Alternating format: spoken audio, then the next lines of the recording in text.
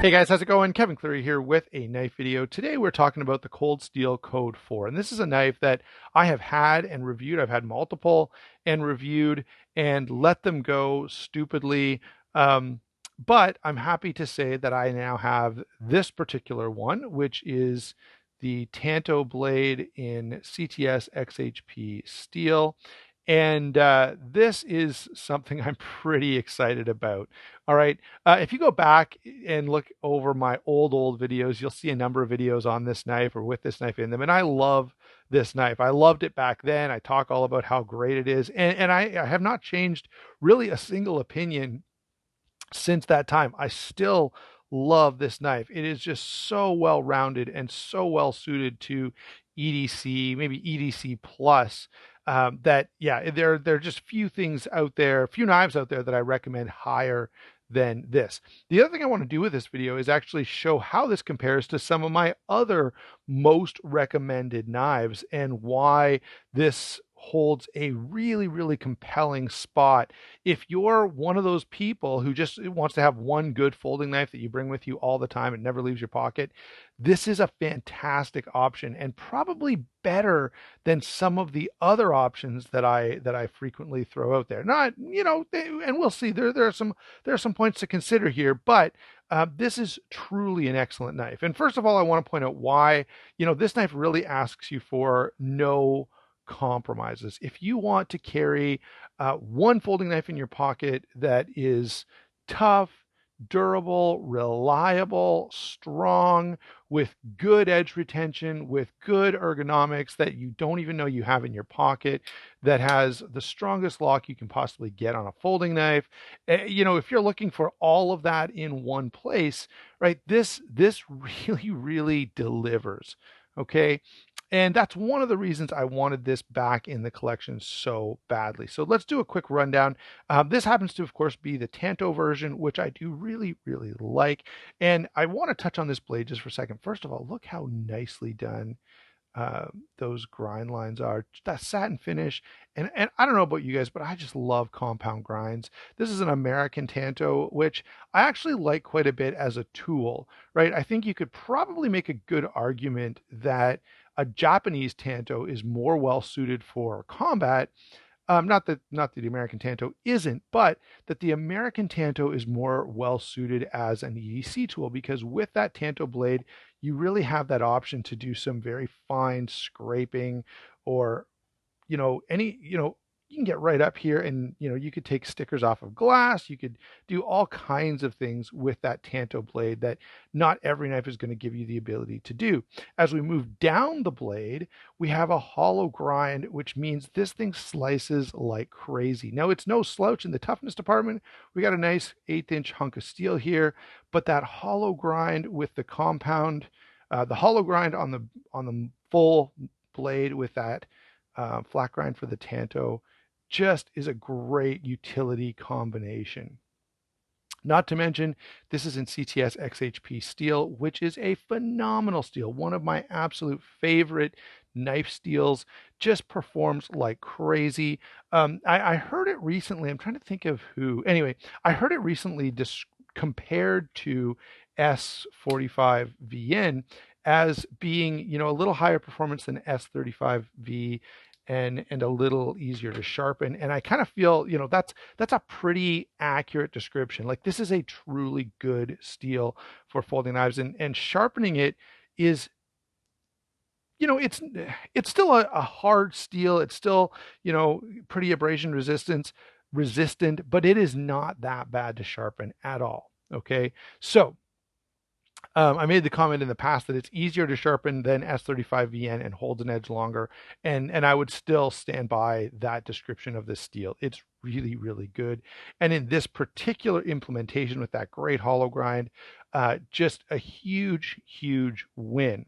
All right, so that's the first thing about this that I like. The blade is so useful and so attractive that it really draws me to this knife.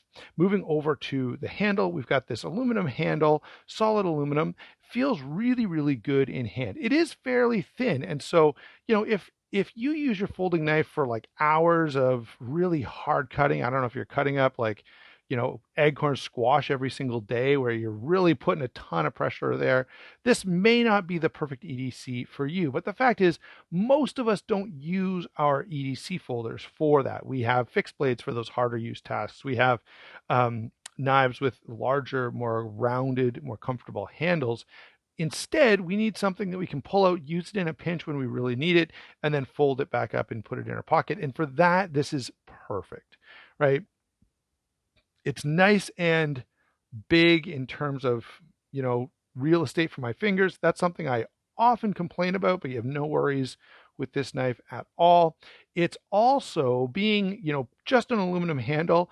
It is quite thin and quite light. So this goes in your pocket and you've got now an 8 5/8 inch knife. So a fairly substantial knife with 3 9/16, almost 3 5/8 inch blade.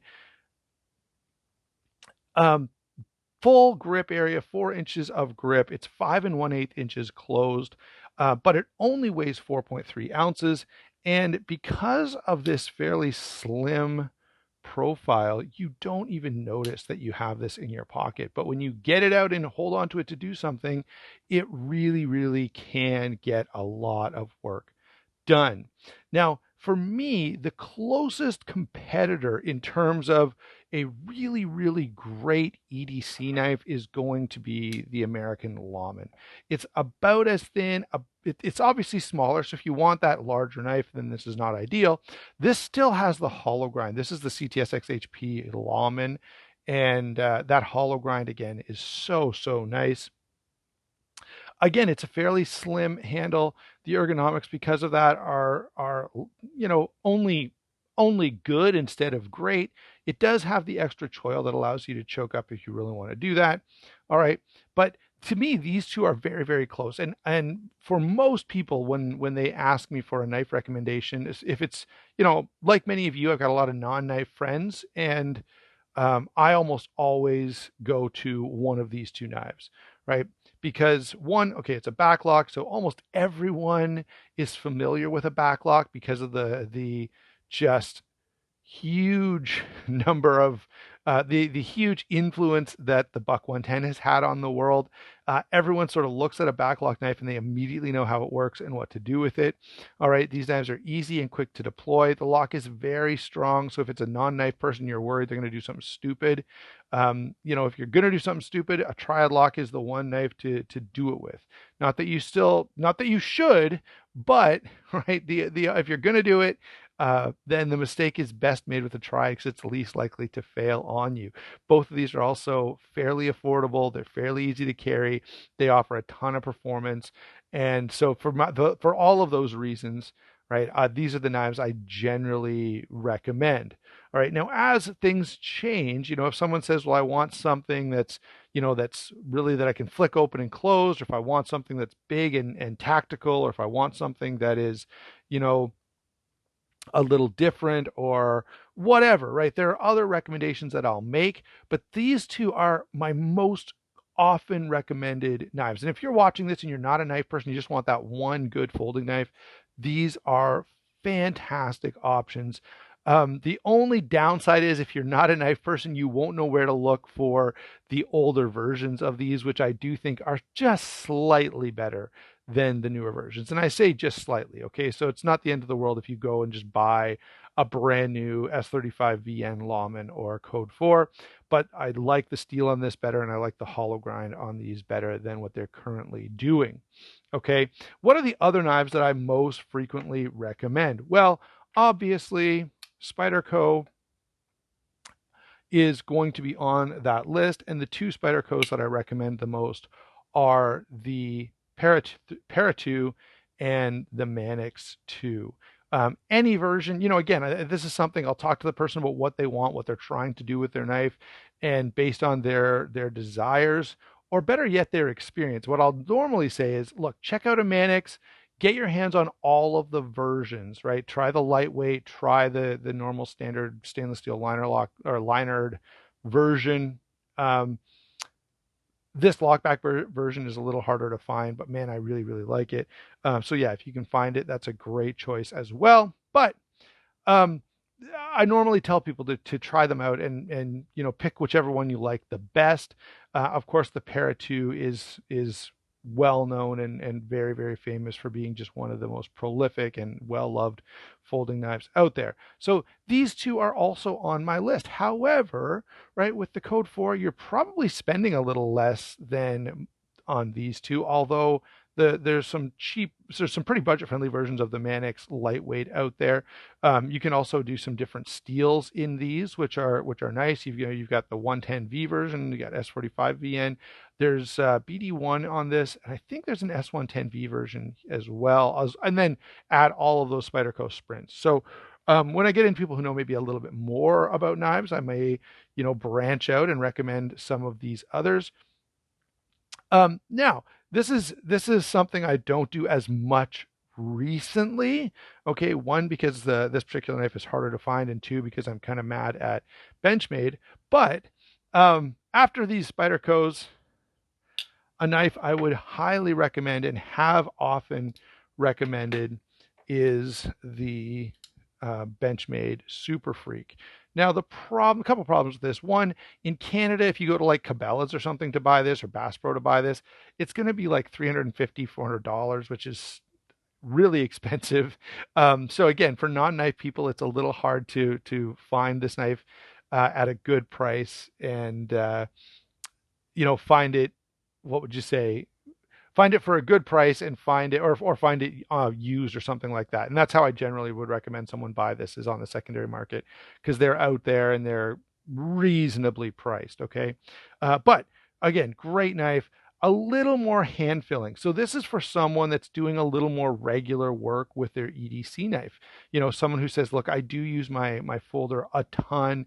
I need something really comfortable in hand that's not going to fatigue my hand over time. So then I'm going to go to this. Now, the other option that I might look to, I've got a couple more cold steels that I want to throw in here.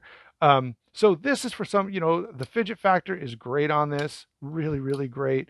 The materials, the performance, the comfort, the looks, there's a whole lot that I really, really love about the Super Freak, which is why I recommend it. Now, the coating also means even someone who's not super duper into knives, I'm not that worried about the M4 steel because it is coated. And I think that's why Benchmade did it. I still prefer not to have it coated, but I get it. All right. So what about someone who wants something a little bigger, a little more rugged, a little more tactical, and perhaps someone who does a little more hard use or hard work with their knife, that wants that extra size and grip? Obviously, the Recon 1 is a great, great option. Now, you guys are probably all thinking, but Kevin, what about, I know it's coming, guys. My other favorite cold steel that hasn't been in the video yet is, of course, the 8010. But again, I've kind of leaned toward a different purpose for this as well. So where I find these two are pretty common, this is a little more comfortable in hand if you're going to do a ton of use, but it's bigger and thicker and heavier. So you're making that trade-off. And so someone who is okay with that, then I'm going to lean toward the Recon 1, give them something that, yeah, it's heavier, it's bigger, but it also has a nicer, a little better ergonomics here. All right. And a little better for, sort of a tactical role if that's going to be your need. Okay. So Recon 1. Then the last thing that is going to come up is the 8010. So here is, this is going to be someone who spends a lot of time in the outdoors, who wants a folder that's appropriate for that kind of outdoor use. The expectation is they're going to do a lot of cutting. You've got this big, comfortable handle that just feels so good that you could just cut with this all day. This is like sort of the lazy boy of knife handles. Okay, it's just perfect if you're going to be using it for prolonged periods of time. Again, bigger, heavier, way more pocket space than the Code 4. More of an occasional carry than an EDC, unless you do specific things with your EDC knife on a regular basis. All right, so there you go. Those are the most recommended knives that I toss out there in terms of when people ask me what to get. But this one is nearly always on that list, unless they already know about cold steel and they maybe are too, they have a hard time with the triad lock or something like that. Um, Now, the other thing that this does that none of those other knives that I've shown you can do really well is you can dress this up, right? This is a pretty classy knife. It's got that sort of clean, what just that clean, dressy aesthetic. Like, I wouldn't feel wrong about putting this in a pair of dress pants. It's a little big for that, but not crazy. It carries really well. So even in those lighter sort of, I don't know what the materials they're all made out of, but I know I've got suits where the pants are very lightweight and they kind of flop around easily.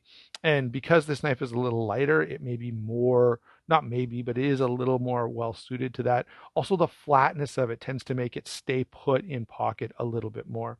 And lastly, I've got to say, well, I got to throw this in here, not because these are highly comparable knives, but they are definitely somewhat comparable in terms of looks.